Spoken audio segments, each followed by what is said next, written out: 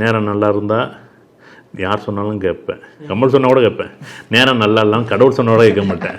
இதுதான் வாழ்க்கை. இந்த அர்த்தத்தை நீங்கள் புரிஞ்சுக்கிட்டீங்கன்னா, அவர் சொல்லி நான் கேட்கணும், இவர் சொல்லி நான் கேட்கணும். இப்போ யார் சொன்னாலும் கேட்பேன். ஆமாம் கரெக்டு, அதுக்கு என்ன பார்ப்போம், அதுக்கு என்ன பேசிடலாம். வாய்ப்பு கிடச்சிச்சின்னா உண்மையிலே அதுதான் சொல்கிறேன்ல.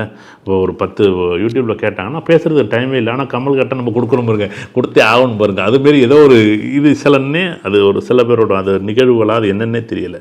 அது யதார்த்தமாக அமைதா இல்லை நானா அப்படின்னு நினச்சிக்கிறேன்னு தெரியல. அது இயற்கையோட நிகழ்வு. கண்டிப்பாக கிரககாரத்துவங்களை வாழ்க்கையோட புரிந்து கொண்டு படித்தோம்னா அதே காரகத்துவங்கள் தான். ஆனால் இதுக்கும் நிறைய வித்தியாசங்கள் இருக்குது. இப்போ ஏஎல்பியில் பெரும்பாலும் நீங்கள் பரிகாரங்கள் சொல்கிறதில்ல, ஆனால் பாரம்பரிய முறைகளில் நிறைய பேர் பரிகாரங்கள் சொல்கிறாங்க. எந்த இடத்துல நீங்கள் வேறுபடுறீங்க சார்? ஏன் பரிகாரம் சொல்கிறதில்ல? இதுக்கு நிறைய உதாரணங்கள் ஒட்ட இன்றைக்கி பேசி தான் ஆகணும். உதாரணமாக நான் இந்த கேள்வியை திரும்ப 2 தடவை 3 தடவை உங்கள்கிட்ட திரும்ப கேட்டு தான் ஆகணும்னு நினைக்கிறேன். எல்லாமே என்னால் மாற்ற முடியும், எல்லாமே என்னால் மாற்ற முடியும் அப்படின்னு நினச்சா அப்புறம் ஜாதகம் எதற்கு, அப்புறம் ஏஎல்பி இலக்கணம் எதுக்கு, கடவுள் எதுக்கு, கர்மா எதுக்கு? எதுவுமே மாற்ற முடியாது.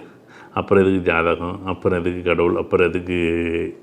இப்போ இந்த 2 கேள்விக்கும் பலமான ஒரு புரிதல் நமக்கு வரணும். ஏன்னா என்கிட்ட ஒரு நண்பர் சாந்தகுமார் அப்படிங்கிறவர் அடிக்கடி கேட்பார்,